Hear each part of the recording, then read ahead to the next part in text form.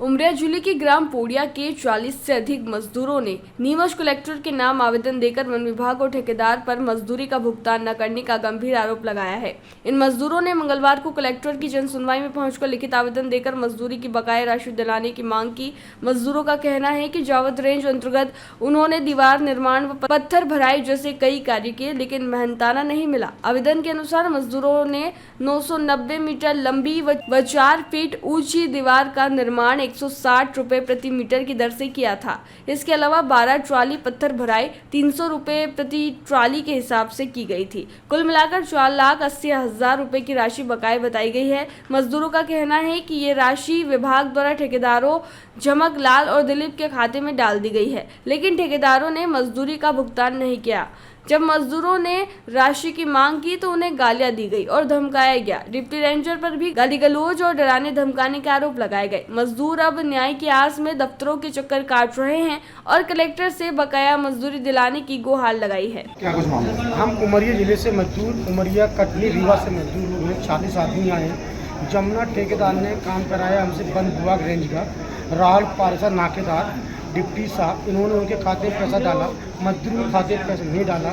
इन्होंने दीवार बनवाई हमसे 4 फीट की 1 किलोमीटर, जिसका पेमेंट हो रहा हमारा 1,90,000 जा रहा है। 1,61,000 रुपये चाहिए, 30 खर्चे रूप में दिया है और पैसा दिया है।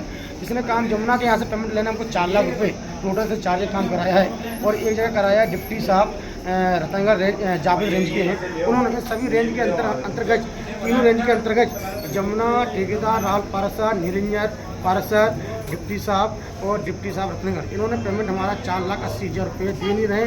गाली माँ बेर की रिपोर्टिंग रखी मेरे पास, उनकी माँ गाली की देने की, कहते जान से मार डालेंगे। हम 40 मजदूर, हमारा साला खत्म हो गया, घर चले गए थे।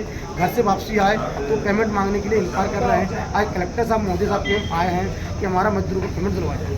आपका नाम? मेरा नाम गजेंद्र सिंह चौहान। जयराम जी, किशन काका, राम राम भाई, राम राम। क्या दोनों भाई बैठ के क्या हिसाब लगा रहे हो? ऊटी लहसुन के भाव आ गए क्या? अरे नहीं रे दादा, ये अपना रमेश नया मकान बनाने के लिए लोन ले रहा है। हिसाब किया तो पता चला कि लोन का पैसा तो ईंट और रेती में ही पूरा हो जाएगा। और अभी तो सीमेंट लानी है, सलिया लाना है और तो ठेकेदार को भी पैसे देने हैं। मेरे तो कुछ समझ में ही नहीं आ रहा कि कैसे बनेगा मेरा नया मकान। अरे किशन काका, कहाँ इन रेत सीमेंट और लाल ईंटों के चक्कर में पड़ रहे हो? मेरी बात मानो तो अपने घर को बाबजी एएसी ब्लॉक से बनवाओ। इसमें ना सीमेंट और रेत की जरूरत होती है, ना ही तराई करने की झंझट। और लाल ईंटों के मुकाबले आपका मकान काफी तेजी से बनकर तैयार हो जाएगा। इससे आपके पैसे तो बचेंगे ही, साथ ही मजबूती ऐसी कि सालों साल देखने की जरूरत नहीं। और इससे आप अपना मकान ही नहीं, कुएं और खेत की बाउंड्री वॉल भी बनवा सकते हो, जिससे रोजड़ों की समस्या भी खत्म हो जाएगी। वाह भाई, ये तो कमाल की चीज है। फिर तो मैं अपना घर बाबजी ब्लॉक से ही बनवाऊंगा और मैं अपने खेत की बाउंड्री वाल।